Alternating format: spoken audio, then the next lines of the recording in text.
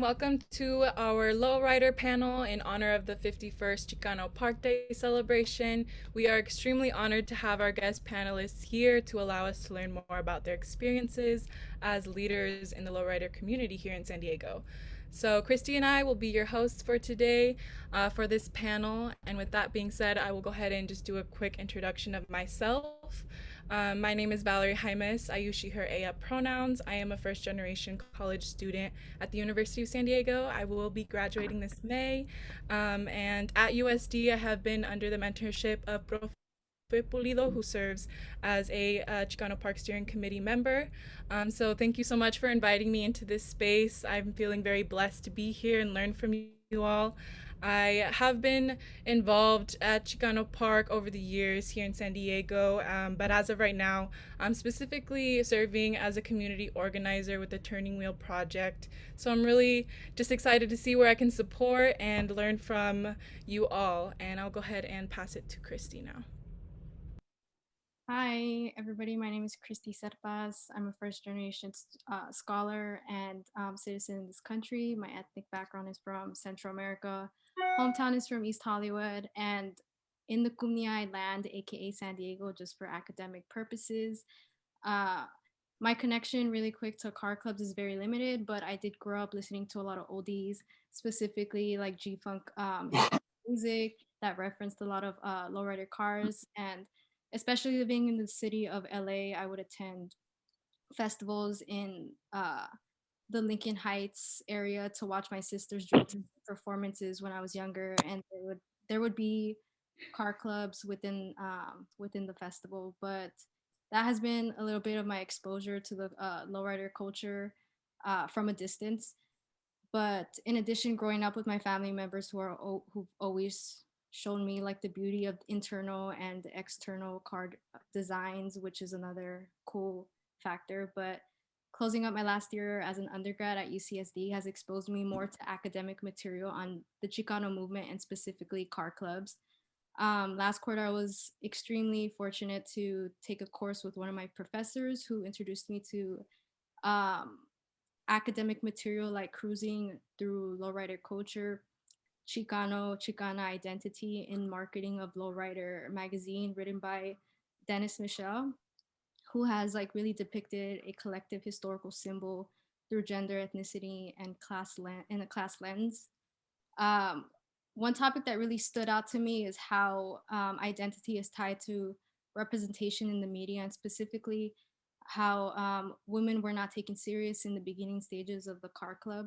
So, however, times have changed to some extent, and I was honored throughout to my in my class to watch a really cool documentary called Unique Ladies, in addition to the academic reading I just previously mentioned, and listening to experiences of challenging gender norms in the male dominant field is very empowering form of resistance.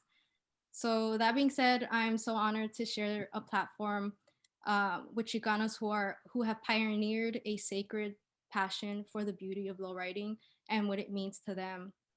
So besides that, let us get this panel started and take it away, Valerie. Yes, thank you so much, Christy. I will go ahead and start the presentation and allow you to start off with our intros.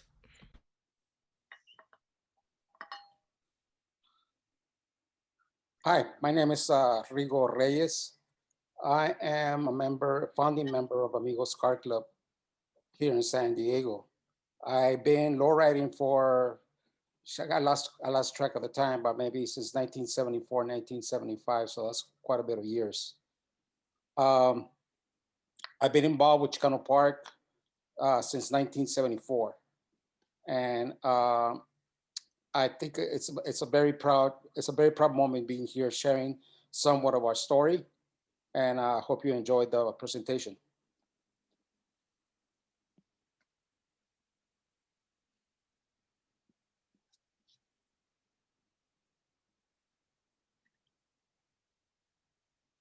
Hi, my name is Nonie. I think I'm on, and I am currently a member of the Unique Ladies Car Club, which has been around for maybe 15, 16 years. I'm not sure. But I started lowriding in the early 80s when I was a member of Specials Car Club, which was also a ladies only car club. And I left for a little while, but I came back, and lowriding is just a passion for me. It's, you know, my heart is in it. So it's my lifestyle. You can see my car, and I just enjoy doing this, and I'm going to keep lowriding as long as I can. It's in my heart.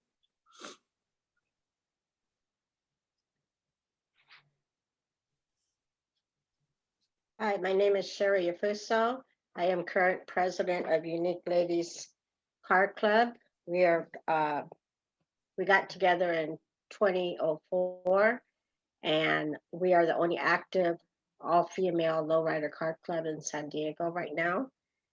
I've been riding since the 80s, got married, and when I got married, my husband didn't want me being any part of this lowrider scene, and my stepdad didn't either, mainly because of the stereotypes of lowriders. But getting involved in it years later, after raising my two sons and getting a divorce, I was able to come out and be more active in the lowrider scene and the lifestyle. I met a really good man, and I have a very good man in my life, and he helped me pursue my passion for lowriding. And I've been, like I said, we established our club in 2004. We've had members in and out for various reasons. Actually about 22 different members, and right now we have only 3, but it's always looking for more women who share our passion. Thank you. Hello, my name is Marisa Rosales. I'm a member of Duke's Car Club in the San Diego chapter. In San Diego, I'm the only female in that chapter. I got into lowriding through a boyfriend of mine that passed away now. He was actually the owner of my Hudson that I have now, and I restored that car in his name. They called him Mijo. He used to hang around with the Amigos Car Club. Growing up, I was always into cars. I always played with cars. And as I got older, the cars got bigger. And when I met the Mijo, he took me to my first lowrider show. And once I saw the cars and how they depicted our Chicano culture, it just like, there was no turning back, because it connected two things that I was very passionate about, which was cars and my Chicano culture.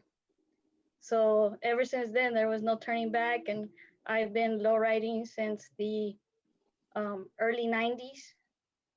And when I'm cruising my car, it takes me away. I suffer from PTSD.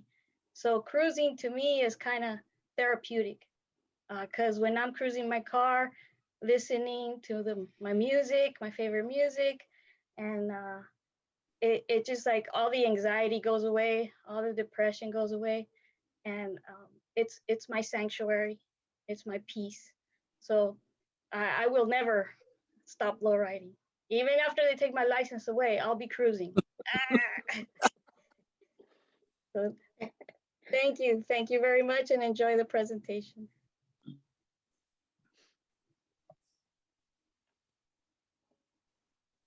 Well, hello, everybody. My name is Henry Rodriguez, and I'm from the Car Club of Ground Image here in San Diego. We've been around since 1970 when the club started, when the takeover at Chicano Park happened, where a lot of us in the club was actually down at the park. Well, it wasn't a park back then, but it was just a dirt lot that we didn't want the highway patrol station to move in. So we went down there with picking shovels and turned the dirt and planted some trees and did what we can to support the takeover of the park. From there, we actually got together and stuff, and Brown Image came about. Along with, before us, was Land Lowriders that used to be at the park as well.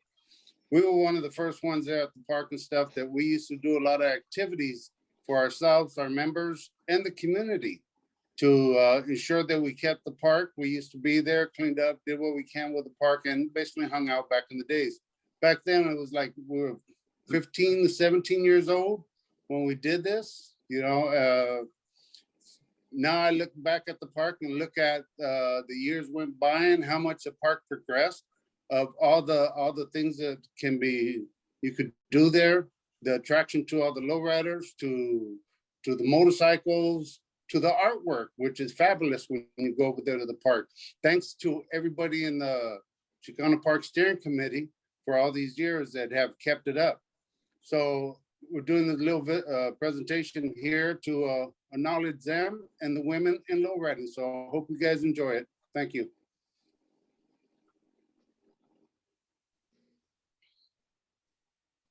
Thank you, everyone, for sharing a piece of your love and passion for this lifestyle.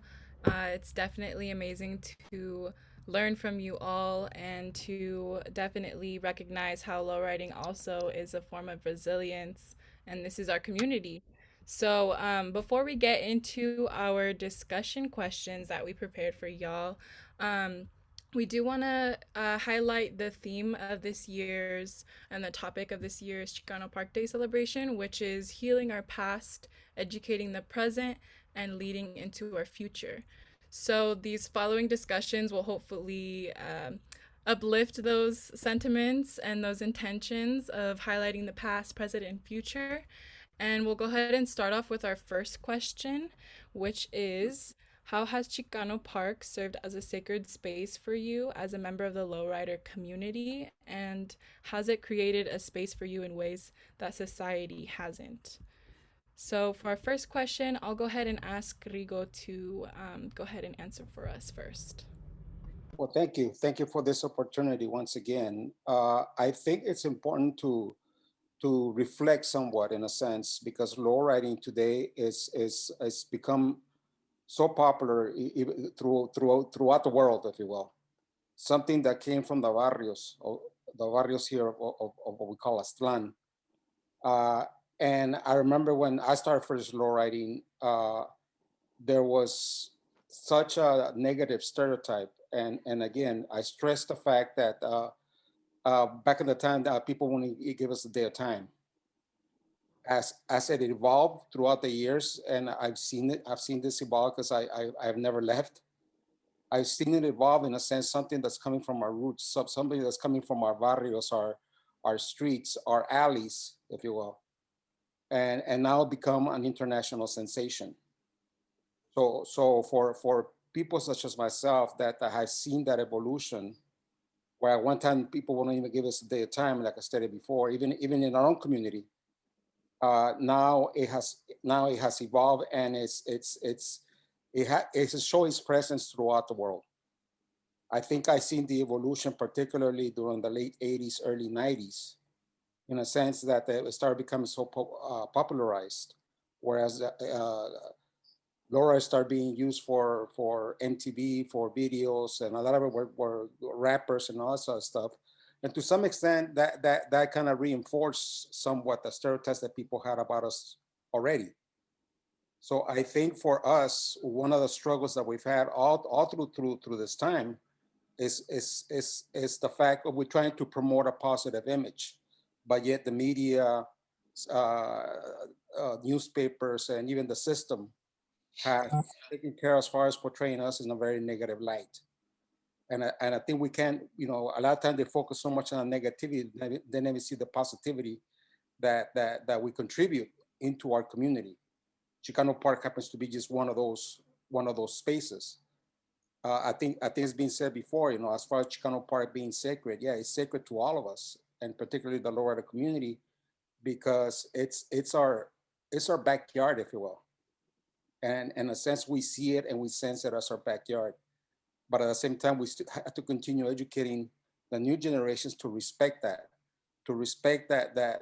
image and that the culture that is so rich. So anyway, I that's kind of be my opening, and I like to hear everybody's reflection on this.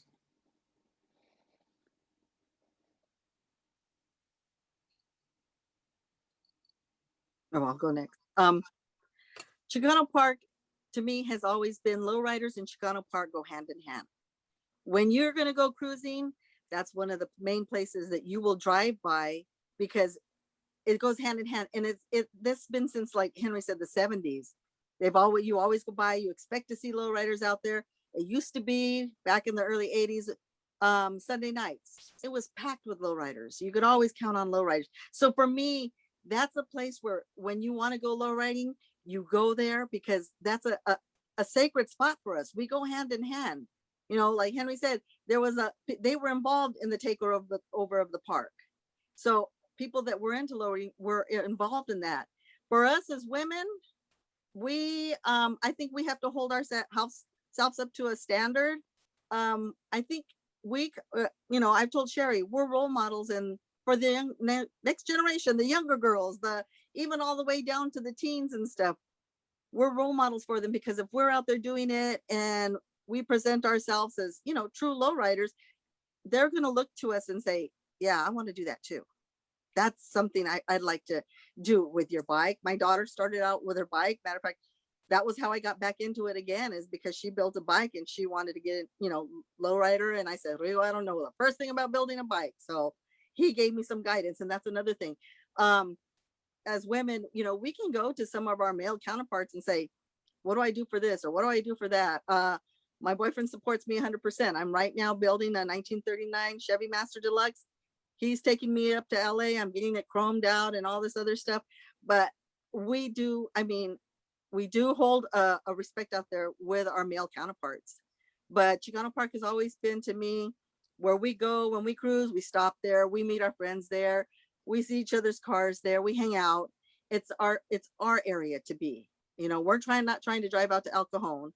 We're trying to drive where we're most comfortable, and we're comfortable there. And the scene is changing now where it's more, they're going down to the street to the shop. Now that's available for us. And down the other side to La Vuelta, it's opening up even more. So more of us can go down there. So for me, it's the low riding and Chicano Park go hand in hand.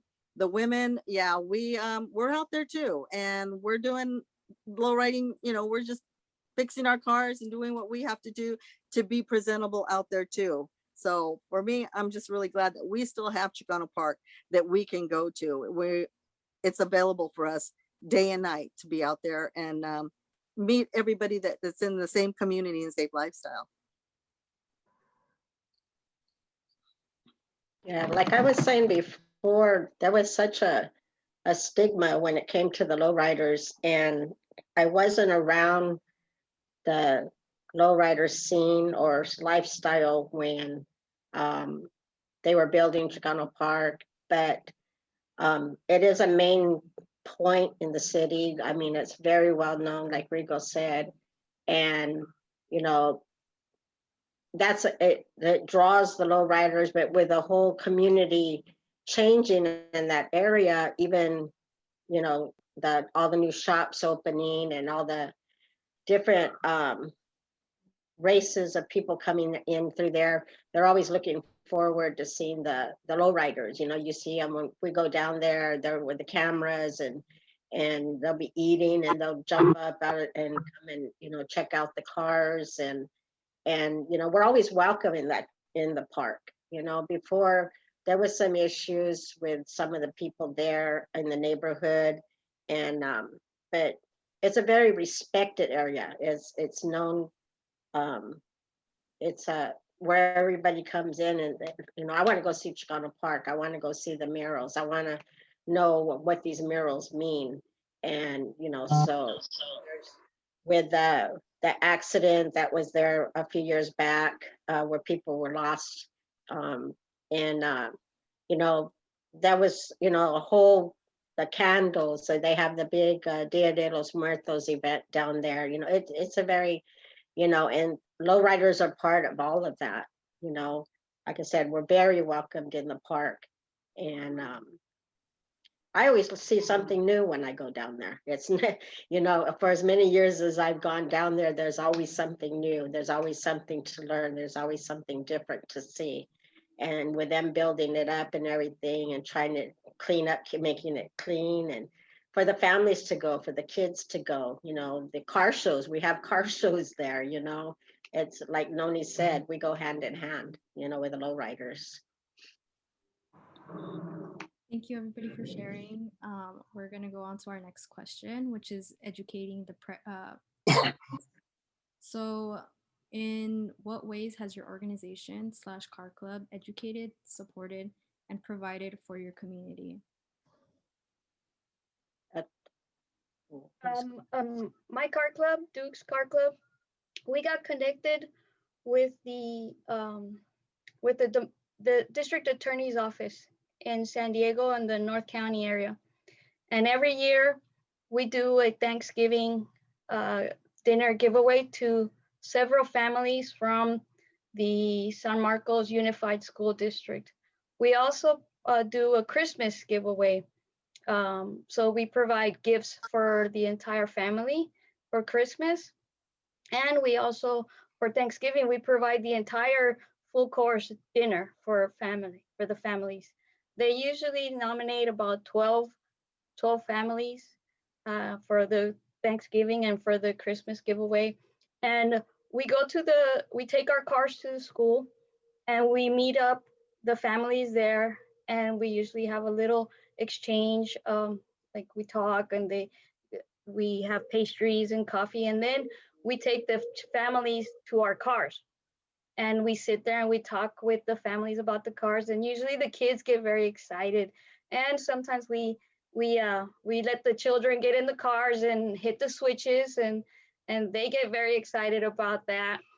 And most of the time when there's like little girls and the detectives or the officers that are there, they make a point to let the little girls know, look, this is her car. She built this car. And then I go up and I talk to the little girls and I tell them, yeah, it's my car, I built it, and you can do it too. Whatever you put your mind to, Mija, you can do it. I always try to empower little girls to know that they can also do anything they put their mind and heart to. My car club also we haven't done this in the last couple of years, but we used to also gather up toiletries and socks and undergarments and pass them out at a location in downtown San Diego called the Neil Good Day Center, which is a center for where homeless go. They have showers, and they allow the homeless to go there and take showers and receive mail and stuff. So we would pass out toiletries and undergarments to the homeless at that location. And that's a way that our car club tries to give back to the community, doing positive things, and also to change the stereotype and the image that lowriders have. We are not gang members, drug dealers. We come in all different trades. I know lowriders that are peace officers, firemen, educators. I'm a social worker by trade. I investigate child abuse. So we come in all facets. We're not bad people. We're good people. And those are the ways that my organization tries to give back. And thank you.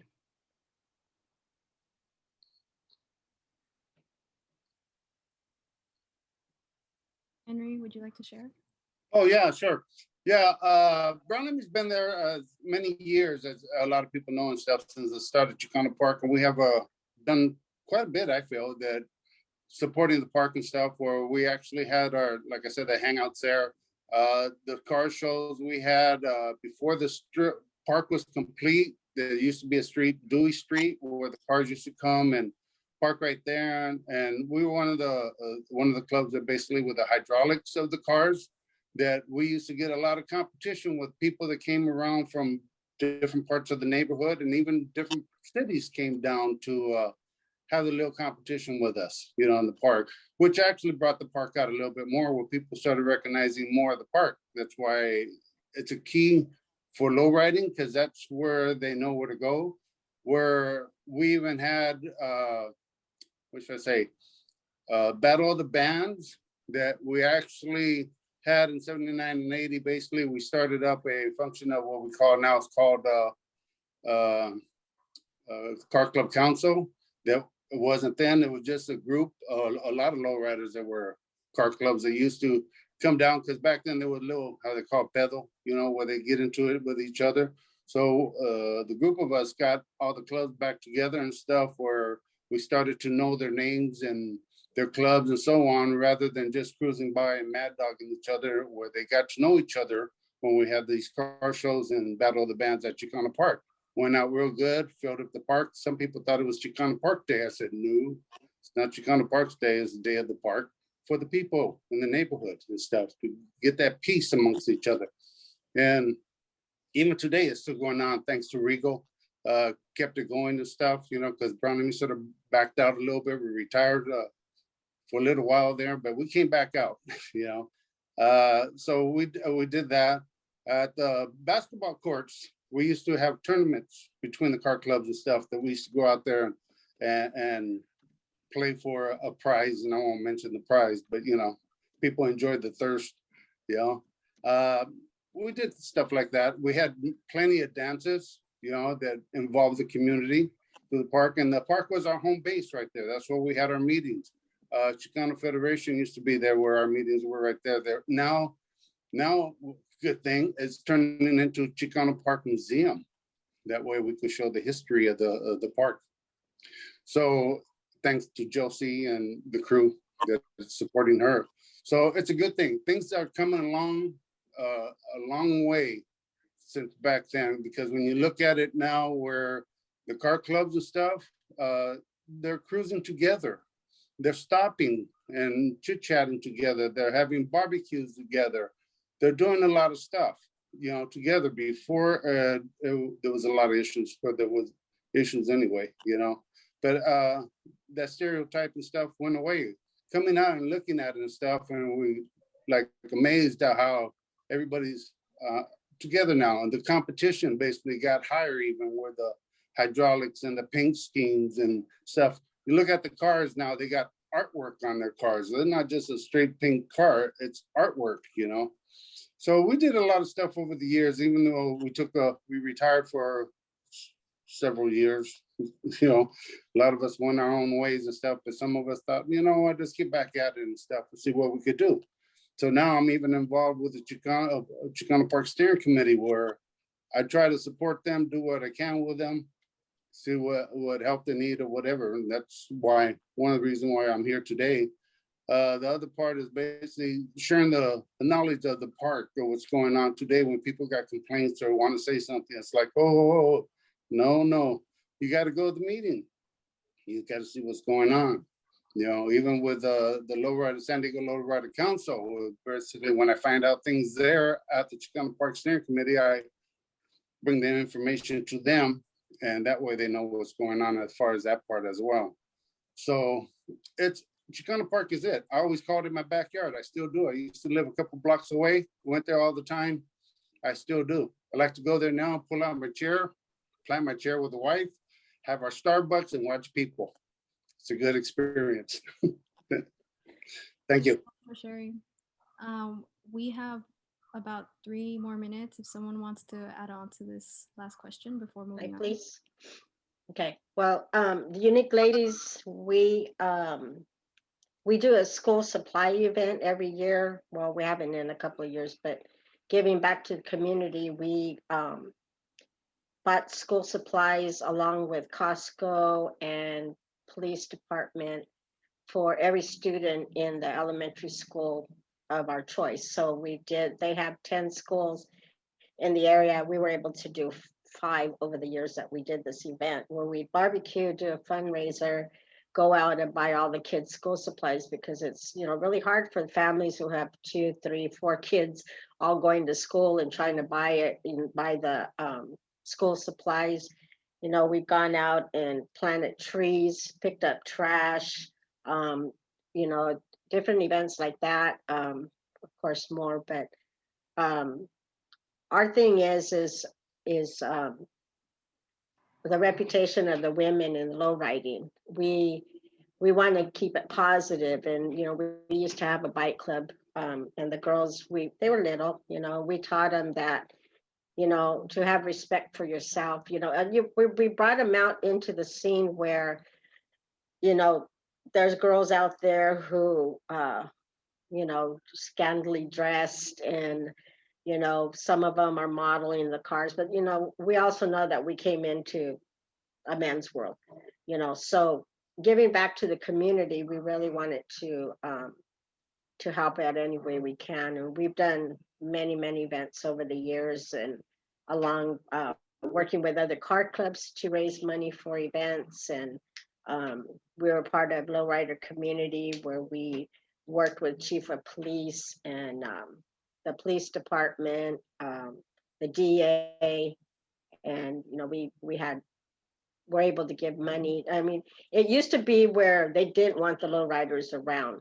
And when they started seeing all the help that all the different car clubs were contributing out to the community, and you know, now we're at a point where they're calling and asking us, hey, can you guys come out? Or before, they didn't want no part of it because of the stereotype of, you know, being drug dealers and gang members. And, you know, they didn't see, all they saw is, you know, the car and the way we dress.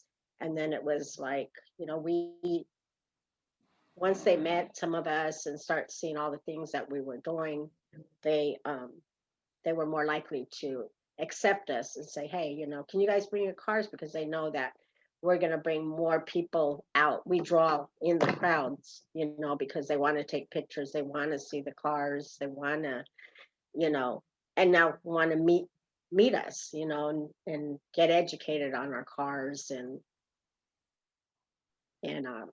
But we, you know, we really want to get back to giving back to the community, doing our events.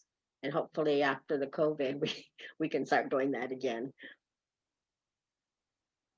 We also do festival. Unique Ladies has taken over the Diamond Street Festival. And I think the last time we had it, because of COVID, we couldn't, we had close to 100 cars.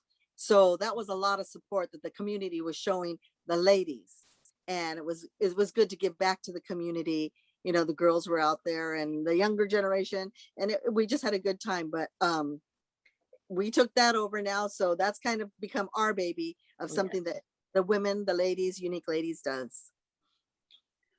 I like to add that I think each individual car club, even solo riders or whatever, they're very supportive of any type of community initiative, as long as it benefits the community.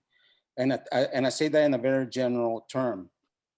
I also like to add that, for example, Amigos has been the host for the Chicano Park celebration or the commemoration for over 35 years, almost going on 40 years. And yes, each year is a challenge in a sense, because there's so many people that want to be part of it, and we're so limited as far as space is concerned. So therefore, we can't cater to everybody. And of course, always somebody gets left out, people get upset, so on and so forth. But that's a given. That's a given that we need to put up with, and we just hope that people understand that, you know, we open up the door, or the floodgates, if you will, and we sell out within 2 days. And it's usually a first come first serve type basis, but unfortunately, a lot of people feel left out. Also, I want to stress for us, amigos per se, it's something that people are saying here, people giving back. We need to give back to the community, and there's a lot of things that has happened throughout the years, particularly in the mid 80s with the closure of Highland and the closure, not just of Highland, but in many other barrios throughout the state and throughout the Southwest. There was kind of like a jacket, if you will, of stopping the cruising. And because of that, a lot of the attention, a lot of the focus started being with people from outside of the barrio, so outside of the communities, meaning car show promoters. And in essence, it became a business, and it still is a big business today. But my point being here that unfortunately, many of us that are into lowriding focus so much on that particular aspect as far as the car show circuit. And we forget as far as the roots, as far as where lowriding came from, which came from the streets. And we really need to focus more on that, because the whole competitiveness of this car show circuit, it's a poison, if you will. It's a poison because you start competing with each other. You start competing against your own people. You start competing against your own club members sometimes. And all on the name of a trophy. Who gets the trophy? And people need to remember that at the end of the day, you're driving your trophy. You don't have to depend on a promoter to give you the trophy. You're driving your trophy. And I think that's a very important message, especially for our youngsters, for a young up-and-coming lowriders, to start thinking that mentality and don't get too caught up in the whole ego trip. Remember, you know, lowrider came from the streets, and that's what we need to go back to. Thank you all for sharing. I definitely hear you, Rigo, and everyone who got to speak. And I know we talked about a little bit about the reclaiming of space at Chicano Park and how lowriding has been a huge part of that. And I definitely want to say thank you all for contributing to that. I think what makes it so sacred is that space of protecting, loving, and supporting one another, which you all have clearly done for our community.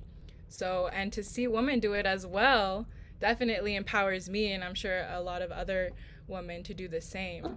So, thank you all. It's very powerful to hear your stories and to kind of shed back onto the educating the present topic. It's so important to keep these stories alive, and that's what we're doing right now. And when you are speaking on your experiences and how your identities have shaped this avenue of success in terms of resilience and resistance, that's beautiful. So for our last question, we will go ahead and focus kind of back to what Rigo started to say, which is going to be leading into our future. So our last question that we would love for everybody to answer is, what advice would you give to the next generation of people in the lowrider community? And what's one thing you would like to see for your community in the future of lowriding?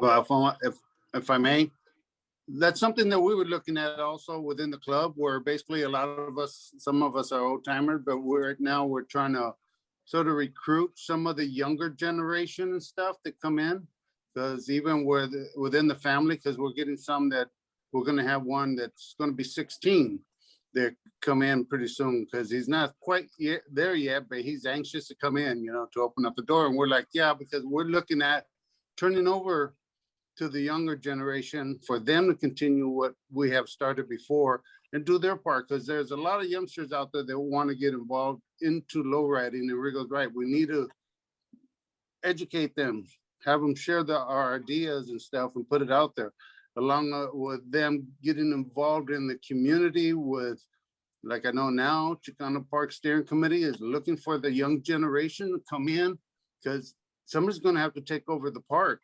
And we need the new ideas, the fresh ideas, you know, for their generation and stuff, for what they're looking for to keep the park going, you know. So that's something that we all have to take a look at.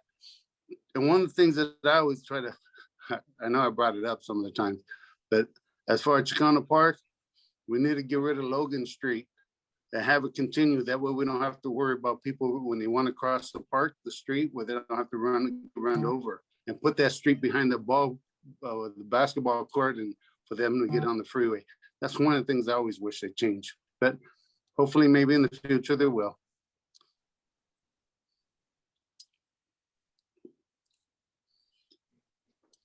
What I would like to say is, I would like to see more cruising come back to San Diego.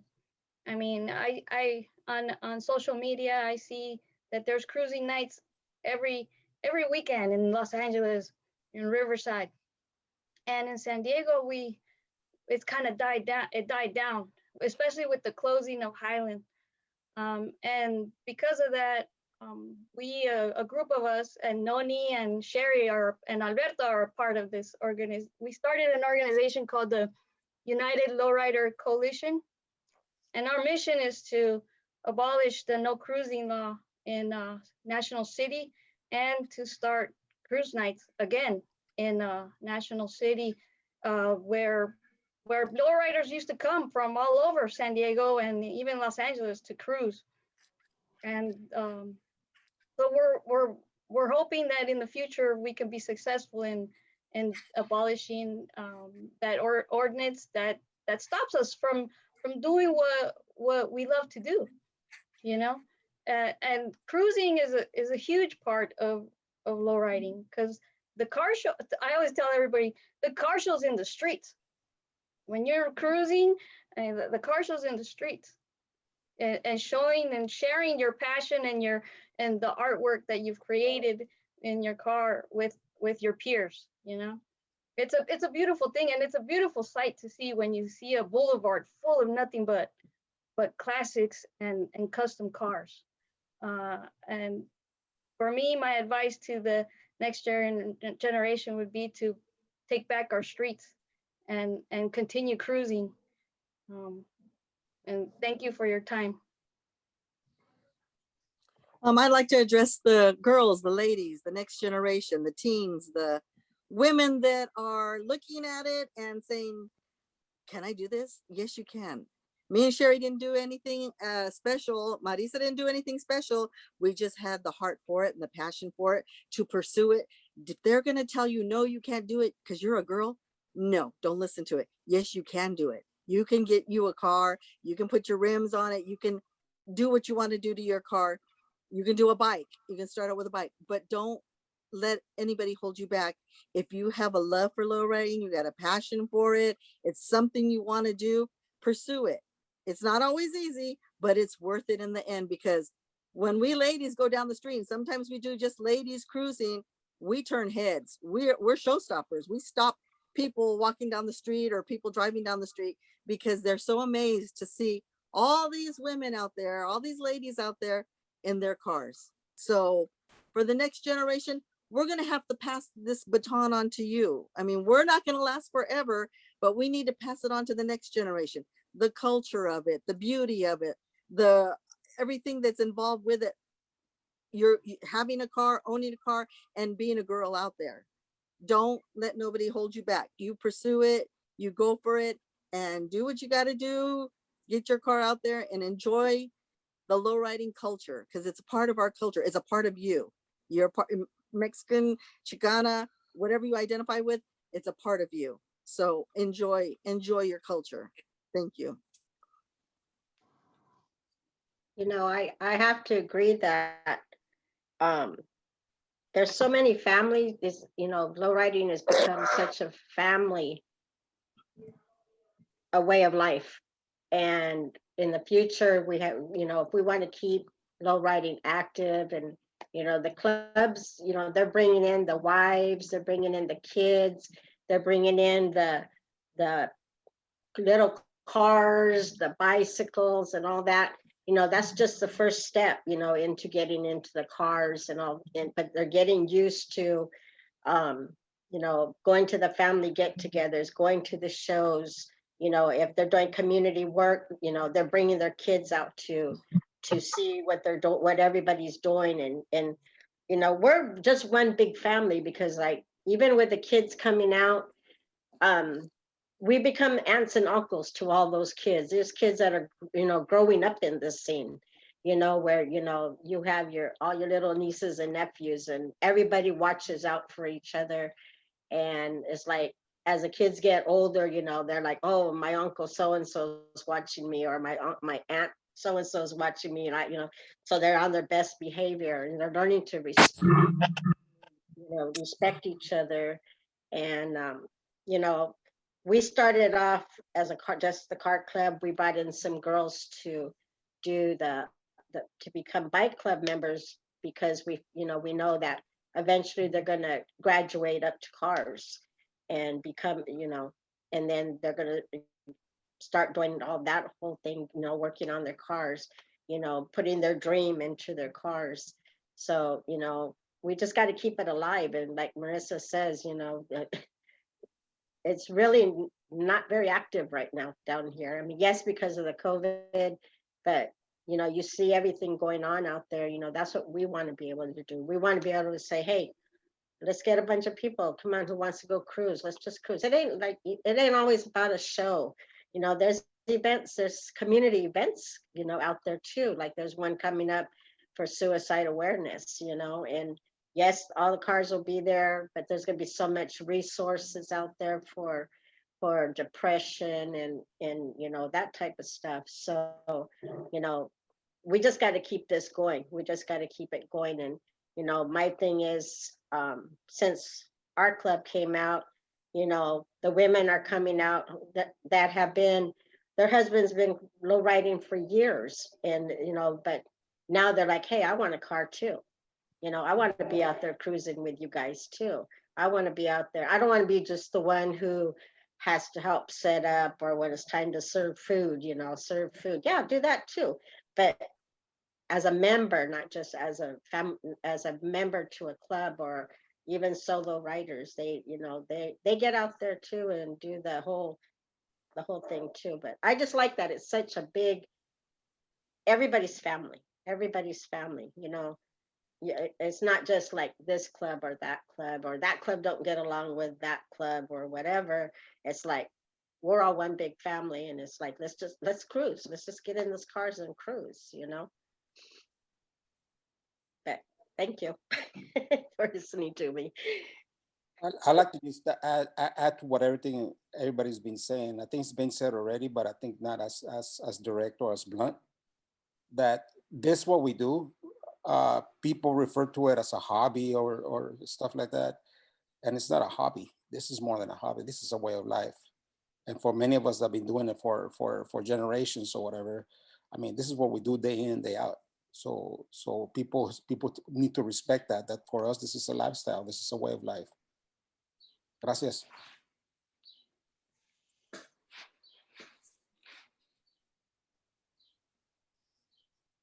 Anybody else like to add on before moving on?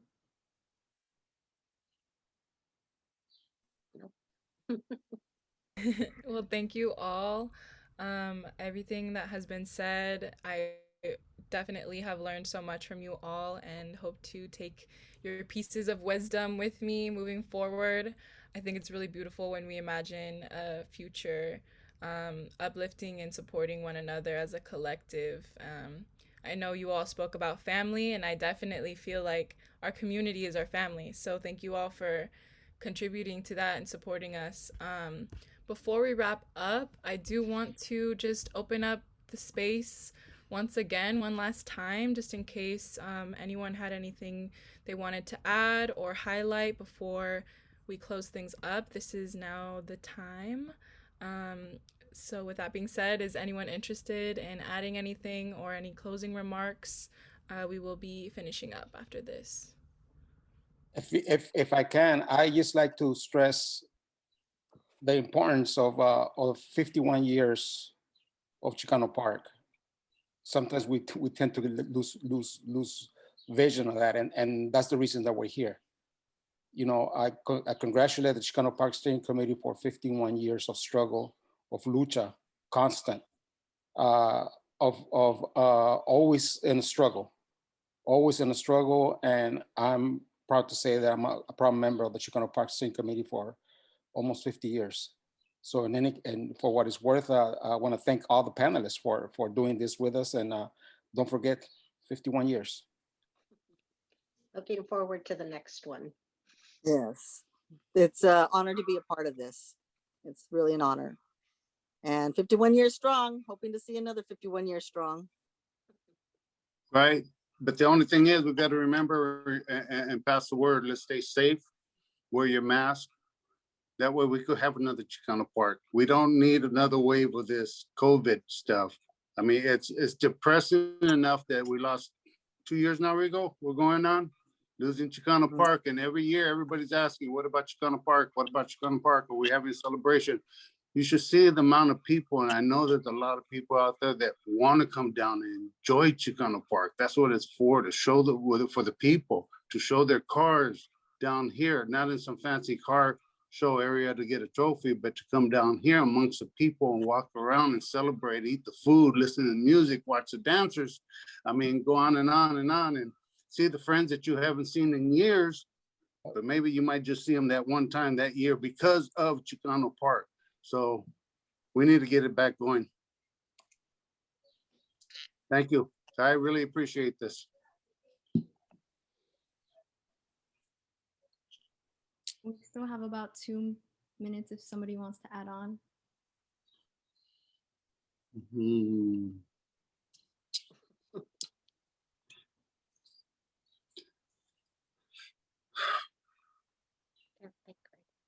know what? Let's all go down to Chicano Park and enjoy it. Let's go down to Chicano Park. Let's go down there. Yeah. No, it's a good thing that you guys are putting this out and stuff like that, because a lot of people are wondering what's going on, and this is one way to actually educate the people of what's not happening this year in Chicano Park. The stuff that's going to come out in this with the video and stuff, it's going to be pretty good. You know, people will enjoy it. At least they know what's going on. You know, but for reals, let's keep our people, the gente, let's keep them safe and healthy so we can continue. I also want to stress our gratefulness for both Valerie and Christy for being the host. Originally, us old timers were supposed to do this, but we don't have the technology or the knowledge. And thank you to the beautiful women that came through us. And muchas gracias, really. For real, for real. Thank you, Christy. Thank you, Valerie. Two beautiful Chicanas in Chicano Park. Thank you. No, thank you. Trust me, we have our own difficulties with Zoom as well. So, thank you, though. I feel really honored and blessed to be here and to learn from y'all. Like I've said before, I can't say it enough. You know, like no words will capture my gratitude for you all. So thank you. Your professor did a good job picking two wonderful people to do this. Yes, definitely. Alrighty, so we're going to be closing up this panel. I just want to reiterate to the audience members who are going to be watching this at home that this year's theme is centered around Chicano Park 51st, healing our past, educating the present, and leading into our future, which contains 7 categories from Monday, April 19th through the 25th, which will be including Kumniai Land Acknowledgement, sister organizations, lowriding, flag raising, and more information on sister parks, danza, and closing with the blessing on Sunday, as well as cleanup day at Chicano Park. So please make sure to follow on Instagram at Chicano Park _official. Again, Chicano Park _official for updates on cleanup sessions or volunteer opportunities. So please stay tuned. Please check out other insightful conversations and resources in general throughout this whole commemoration event. Moreover, I want to thank everybody on this panel for being here and sharing your stories. I want to give a big thank you to everybody from the Chicano Park Steering Committee for making this happen and showing youngsters like myself how, to work in a team. Constructing this whole panel and especially everything through Zoom has been a bit meticulous, but throughout the process is very rewarding to unite. And sorry, I lost my train of thought. To unite and emphasize on the important matters throughout Chicano Park and celebrating all the hard work and dedication from those who have established deep roots throughout the Chicano movement.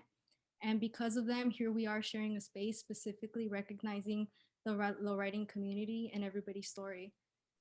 Again, I want to thank everybody for their hard work for making this happen, and we'll reunite until next year.